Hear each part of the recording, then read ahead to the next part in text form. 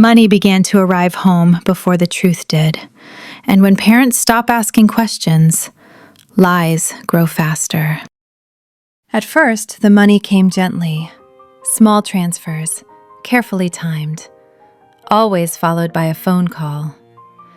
"Just managing," Ela would say. "God is helping me." Mrs. Okoro would smile. Mazi Okoro would nod. They told themselves this was progress. They told themselves this was a reward. Before, discussions in the house were careful. What can wait? What can we manage? What can we postpone? Now, those questions disappeared. The roof was fixed without debate. Ego's school fees were paid early. Provisions increased. Money softened everything, including doubt. Once, Mazi Okoro asked quietly, "What exactly do you do in town?" Ela laughed lightly. "Business, Papa. You won't understand." He laughed too, and that was the end of the question. Parents often stop asking when answers make them uncomfortable.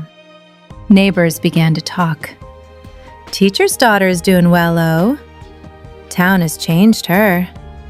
They admired the shoes, the phone, the confidence. No one asked about the cost.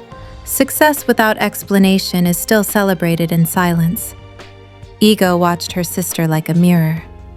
Ela returned home different, quieter, more guarded, but generous.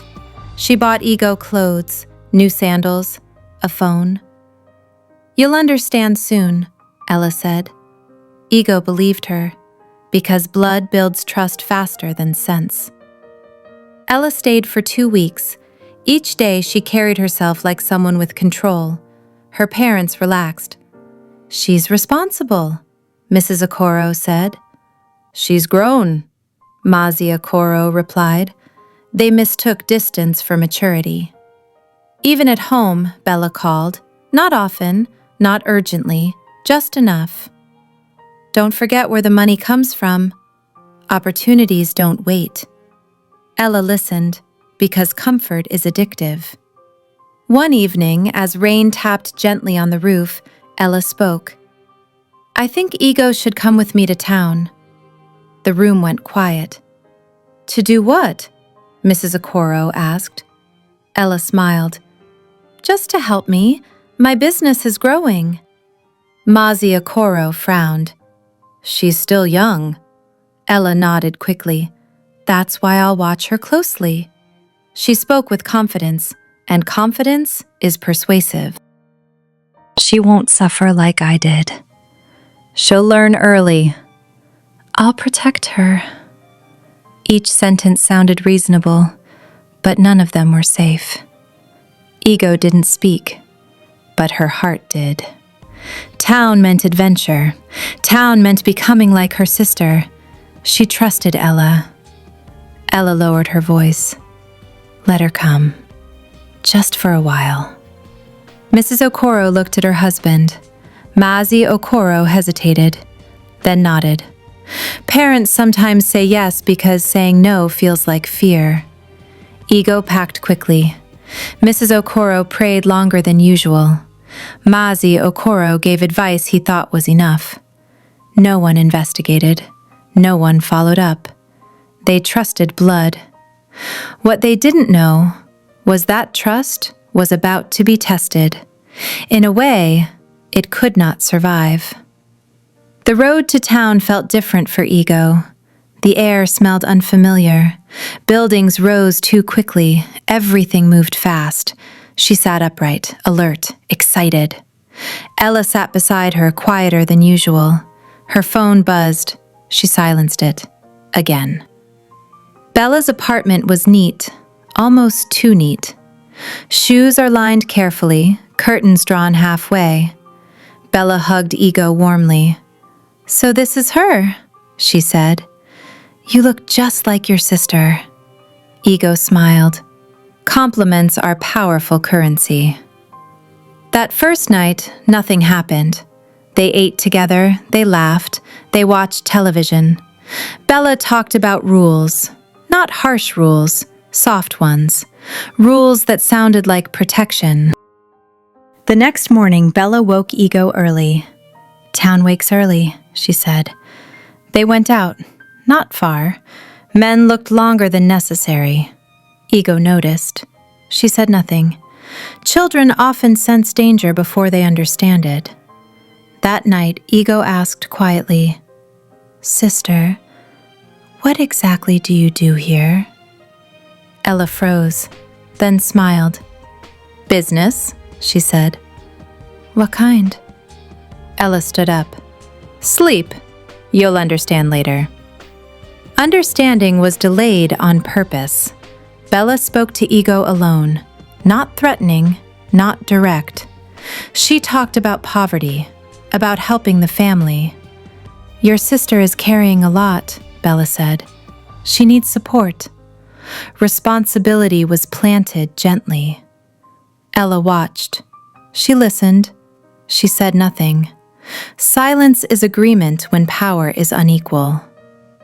That night, Ella stared at the ceiling. She remembered her father's prayers.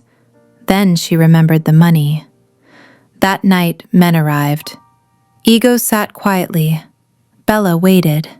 Waiting is how consent is bent. The pressure came from Ella. "Just once," she whispered. "I'll make sure nothing bad happens." Ego cried. Ella held her, and in that embrace, trust was weaponized. Some betrayals happen slowly, so the victim blames themselves. Ego became quiet, not angry, not loud.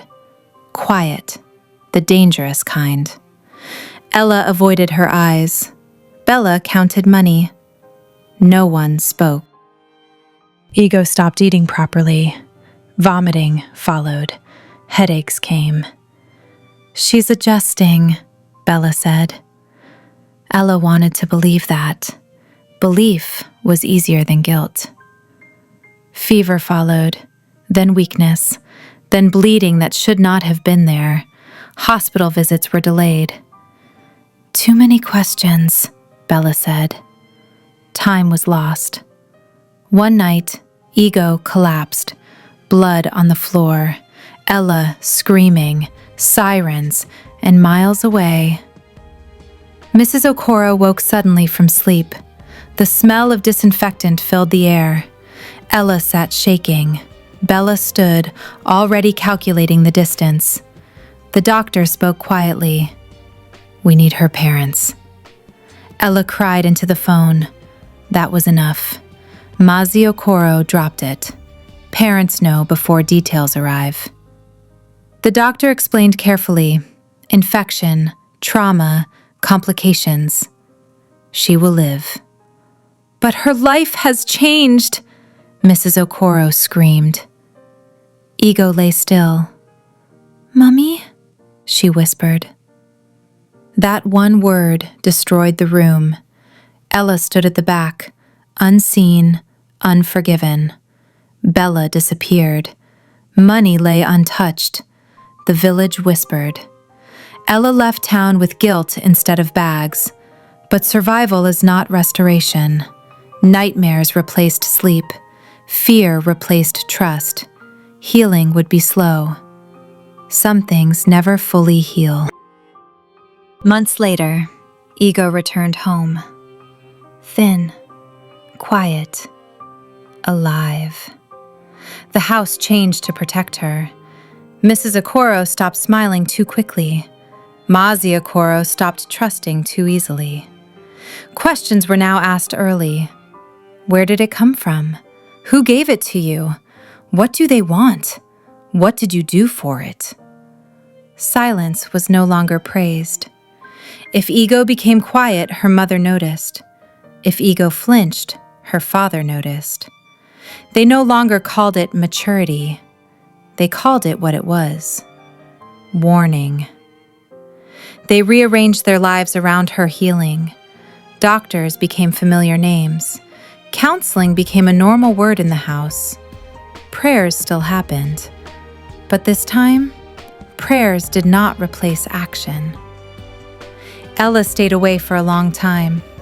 Not because she was chaste, but because shame is a heavy thing to carry home. When she finally returned, she did not come with gifts. She came with a softer voice, a lower gaze, and hands that no longer boasted. Ego looked at her once, just once, and looked away. Some forgiveness takes years. Some trust never returns to its original shape. Some children do not die. They live, and they teach everyone what should never be ignored again. Ego did not heal in a straight line. Some mornings she woke up calm. Other mornings she woke up shaking. Certain sounds made her freeze. Certain smells made her nauseous. At night, she sometimes screamed. Mrs. Okoro learned the difference between sleep and fear. She would sit up immediately, pulling Ego into her arms, rocking her like a much younger child. No one called it weakness. They called it recovery. The village did not know how to behave. Some people avoided the house. Others came with forced sympathy. A few whispered, "She is lucky she survived." Luck. As if survival erased damage. As if being alive meant being whole. Mrs. Okoro stopped attending gatherings for a while, not out of shame, but because explanations are exhausting. Maazi Okoro changed the most.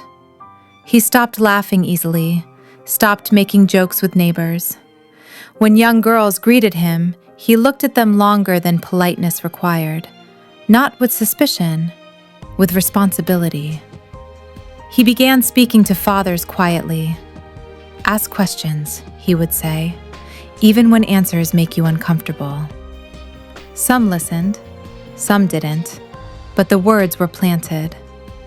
Ela heard the stories from afar, how people talked, how some blamed her, how others blamed the parents. She accepted all of it. Blame felt lighter than denial. She tried to send money again. Mrs. Okoro returned it. The alert came, and then it went back. Money could no longer fix anything in that house. When Ela finally came home for good, she did not announce it. She arrived early in the morning, quietly. She greeted her parents properly, sat where she was told, spoke when spoken to. Ego did not come out of her room. Ela did not knock.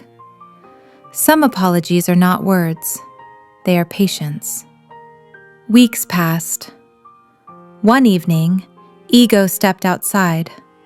She sat where Ela was sweeping. They did not speak. The silence was heavy, but it was honest.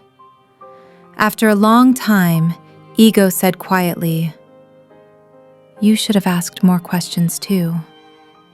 Ela nodded. No excuses remained. That night, Ela cried like someone younger than her age, not for punishment, not for forgiveness, but for the version of herself that chose comfort over courage. Healing did not arrive suddenly. It arrived slowly, in questions asked early, in doors that stayed open, in conversations that did not end quickly. The house learned a new language, one that did not worship silence. Some children do not die. They live, and their lives become warnings written into families that choose to listen. The moral of the story: to parents, love must ask questions. To youths, fast money always collects interest. To everyone, the most dangerous lies are the ones we accept because they make life easier. If you enjoy stories like this, my storybooks are available on Amazon, Solar, and Shopify, and they are suitable for readers of all ages. You'll find the links in the description. Thank you for listening.